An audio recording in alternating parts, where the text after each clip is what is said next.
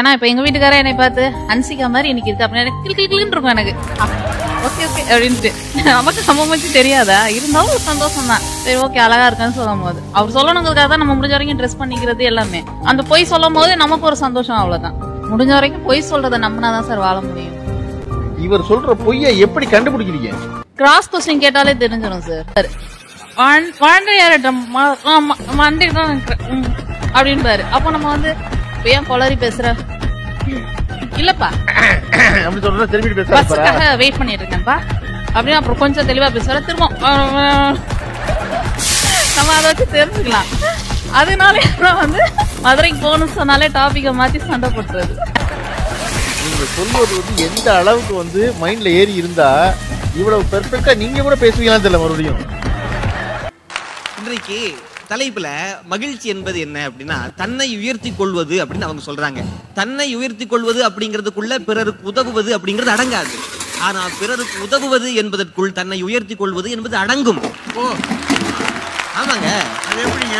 இப்ப நான் குடுக்கறேன்னு முடிவு பண்ணி கொடுத்துட்டேன்னாவே நானே உயர்ந்தவன் ஆயிட்டேன்ல. குடுக்கற என் கை மேல போயிடுச்சு இல்ல. ஆமா ஆமா. இப்ப நமக்கு ஒரு கஷ்டம் வருதுன்னு வைங்களேன், எப்பயுமே நமக்கு ஒரு நியாயம் அடுத்தவங்களுக்கு ஒரு நியாயம்னு நம்ம பழகிட்டோம். இன்னைக்கு நமக்கு ஒரு கஷ்டம் வருதுன்னு வைங்க, நம்ம வீட்டுல என்ன சொல்லுவாங்க தெரியுமா? கடவுள் நல்லவங்களை தான் சோதிப்பார், அதனாலதான் நமக்கு கஷ்டம் உண்டு. ஏத்த வீட்டுக்காரருக்கு கஷ்டம் வந்ததுன்னு வைங்க, செஞ்ச வேலைக்கு கடவுள் கொடுத்தான் பத்தியா, உனக்கு வந்தா நல்லவனை சோதிக்கிறாரு, அடுத்தவங்களுக்கு வந்தா செஞ்ச வேலைக்கு தண்டனை.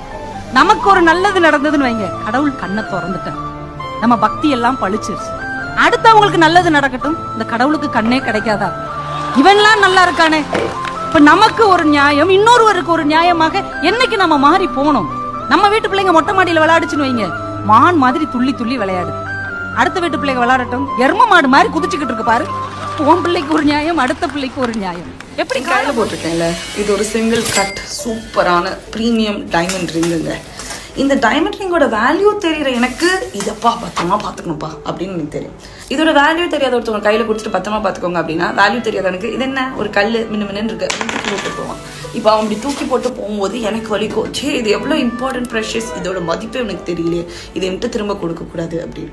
அதே மாதிரி தான் நம்ம லைஃப்ல நம்ம ஒருத்தர் மேலே வைக்கிற அன்பும் நம்ம அப்படின்ற ஒரு பர்சனோட வேல்யூவும் வருத்தம். அது தெரிஞ்சவங்க அதை பொத்தி பாதுகாத்து பொக்கிஷமாக வச்சுப்பாங்க, தெரியாதவங்க உதாசனப்படுத்தி ஹர்ட் பண்ணி கஷ்டப்படுத்தி தான் நடத்துவாங்க.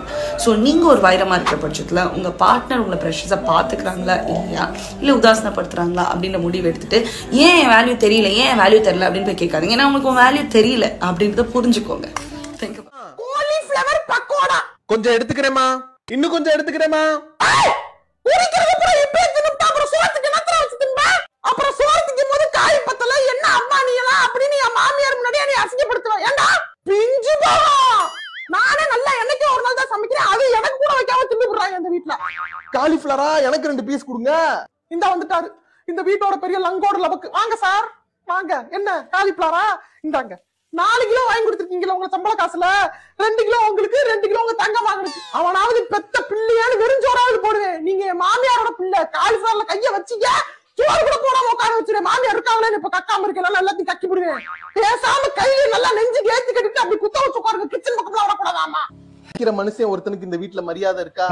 ஆமா இவர் தான் உழைக்கிறாரு, நாங்கெல்லாம் இப்படி கால் மேல கால் போட்டுக்கிட்டு நல்ல ஜாலியா ஹாயா உட்காந்து சாப்பிடுறோம்.